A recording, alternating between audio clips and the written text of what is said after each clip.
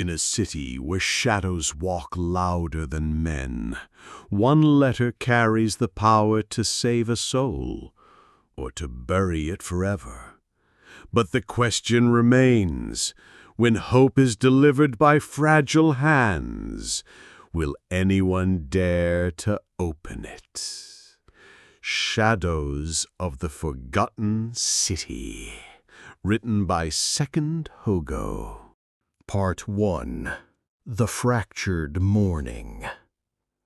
The city awoke under a weary sky, clouds heavy as unspoken sorrows, casting a dim light over narrow alleys and crumbling facades.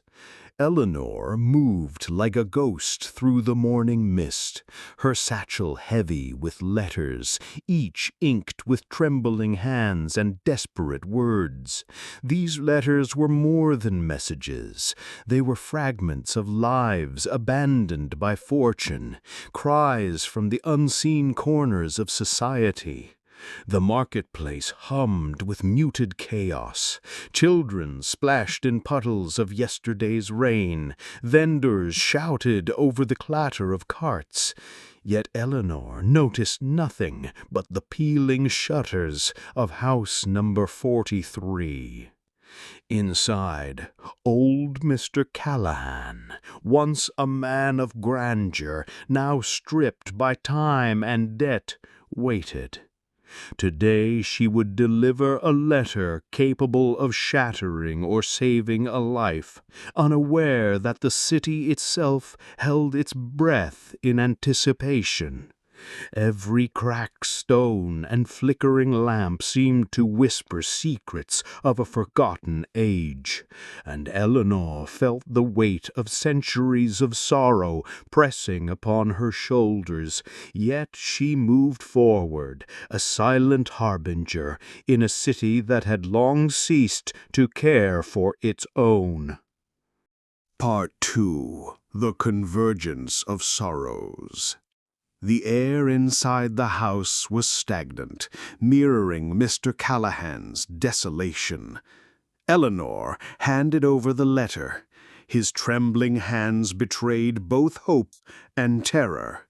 Words inside spoke of eviction, of final notices, of a child's illness that could not wait for bureaucracy or mercy.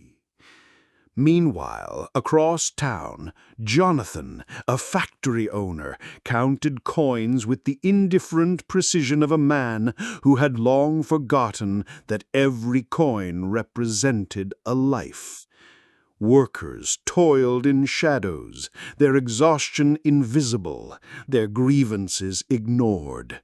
Yet each small act of rebellion or kindness became an invisible thread connecting lives in a tapestry of consequence. Eleanor walked on, oblivious to the unseen network her small actions wove. She passed a man asleep on stone steps, clutching a tattered coat, dreaming of warmth and food that would not come. The city pulsed with suffering, yet within it ran hidden veins of courage and compassion, subtle, unnoticed, waiting for the faintest spark to ignite. In her heart, Eleanor felt a quiet tremor of understanding. Even unnoticed deeds held the power to awaken hope, like the faintest sunbeam cutting through the perpetual gloom. Part 3. The Quiet Revolution. By dusk, shadows stretched across streets like confessions of the day. Eleanor returned home, her mind heavy, yet aflame with a strange sense of purpose.